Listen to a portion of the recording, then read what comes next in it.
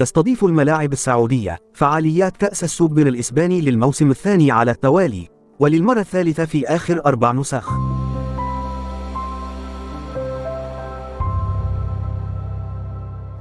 يتجدد الصراع غدا الأحد بين ريال مدريد وبرشلونة. تتجه أنظار الملايين من عشاق الكرة الإسبانية غدا صوب استاد الملك فهد الدولي بالعاصمة السعودية الرياض لمتابعة نسخة جديدة من مباريات الكلاسيكو الشهيرة بين ريال مدريد وبرشلونة، بعدما نجح الفريقان في بلوغ المباراة النهائية لكأس السوبر الإسباني. وسيتولى الحكم الإسباني ريكاردو دي بورجوس بينغوتشيا لقاء نهائي كأس السوبر الإسباني بين ريال مدريد وبرشلونة.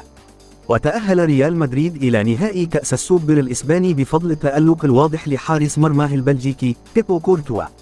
وارتدى حارس المرمى الألماني تير شتيجن حارس مرمى برشلونة عباءة الإجادة أيضا، وقاد فريقه إلى النهائي نفسه.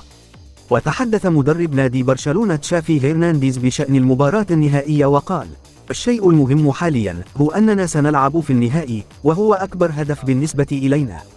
نريد نيل اللقب، وسنقاتل من أجل الألقاب الثلاث المتبقية مهما حدث. وتعد هذه النسخة هي الثالثة لبطولة السوبر الإسباني التي تستضيفها السعودية بعد نسخة 2020 التي أقيمت في جدة وتوج بلقبها ريال مدريد، ونسخة 2022 التي أقيمت بالرياض وتوج بلقبها أيضا الميرينجي.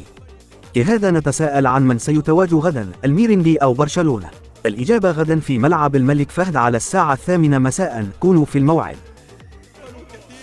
احتفلوا كثيرا الريال بطلا للسوبر الإسباني للمرة 11 في تاريخها. مبروك للملكي، مبروك للملوك، مبروك لكبير أوروبا، مبروك للزعيم، مبروك للميرينجي، مبروك لراموس.